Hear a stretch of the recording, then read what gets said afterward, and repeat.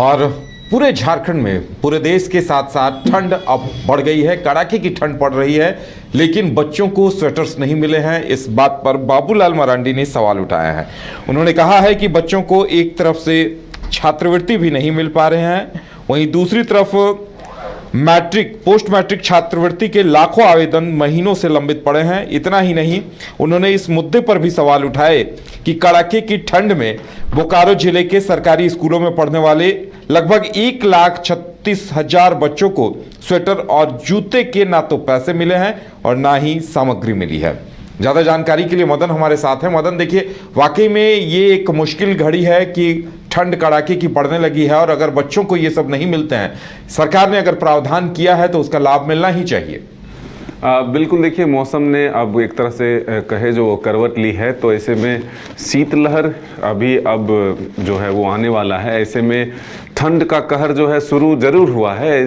अब इसको लेकर के बाबूलाल मरांडी, जो कि नेता प्रतिपक्ष में हैं और बीजेपी के प्रदेश अध्यक्ष हैं, उन्होंने सरकार पर निशाना साधा है और ये कहा है कि सरकार बच्चों को लेकर गंभीर नज़र नहीं आ रही है।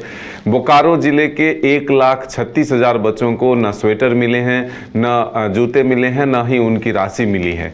तो जब बच्चे छोटे छोटे स्कूल पहुंचेंगे और वो ठंड में ठिठुरेंगे और बच्चों की तबीयत बिगड़ेगी, तो इसके लिए जो है जिम्मेदारी जो है सरकार को लेनी चाहिए और गंभीरतापूर्वक तमाम सामानों के वितरण होने चाहिए। देखिए, पहले से ही मौसम विभाग ने यह एक तरह से पूर्वानुमान बताया था कि 25 के बाद जो है ठंड में इजाफा होगा, मौसम में बदलाव देखने को मिलेगा। जो हल्की धूप खिल रहे थे उससे लोगों को राहत तो ज़रूर मिलेगी, लेकिन ठंड का जो एक तरह से असर है वो कनकनी के रूप में ज़रूर देखने को मिलेगा। तो आज से वो असर जो है ज़रूर दिखने लगा है और इसी को लेकर के बाबूलाल मरांडी ने आज ट्वीट भी कर दिया कि बोकारो में जिला प्रशासन के और साथ ही सरकार की जो उदासीनता वो नज़र आई है। तो अब देखना होगा कि आने वाले दिनों में बाबूलाल मरांडी के इस आरोप पर सरकार की तरफ से क्या कुछ कदम उठाए जाते हैं।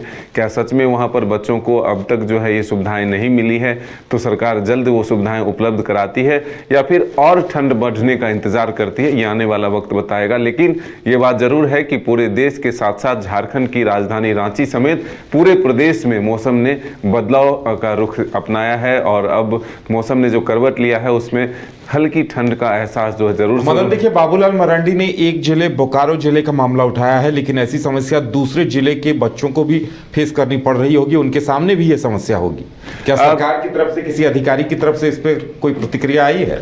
देखिए, अब तक कोई प्रतिक्रिया नहीं आई है, लेकिन ये बात जरूर है कि जो आरोप लगे हैं इस पर अब सरकार गंभीरता से काम करेगी और तमाम जो जिले हैं, 24 जिले में, इसको लेकर के एक तरह से एक आकलन करेगी कि कहाँ ये सुविधाएं जो है उपलब्ध हो चुकी है और कहाँ अब तक नहीं हुआ है। तो वहाँ जल्द से जल्द सरकार इन सुविधाओं को उपलब्ध कराने की कोशिश ज़रूर करेगी। और हम ये ज़रूर कहेंगे कि इस बार जो है लगातार जिस तरह से बारिश हुई है, तो ठंड भी काफ़ी पड़ने वाली है। इसको लेकर के एहतियात बरतने की ज़रूरत है। जो सुविधाएं हैं, शहर में अलाव की व्यवस्था है, वो तमाम सुविधाएं जो है ज़रूर सरकार और प्रशासन को करनी चाहिए। तो अब देखना होगा कि कितनी मुस्तैदी के साथ इस ठंड में लोगों के लिए सरकार और प्रशासन जो है वो मौजूद रहती है और सुविधाएं उपलब्ध कराती है। इस पर नज़र हमारी भी बनी रहेगी। चलिए, तो इंतजार इस बात का होगा कि नेता प्रतिपक्ष ने जो मुद्दे उठाए हैं, जो सवाल उठाए हैं, उनका समाधान किस तरह से होता है, क्या कुछ समाधान निकलकर सामने आता है।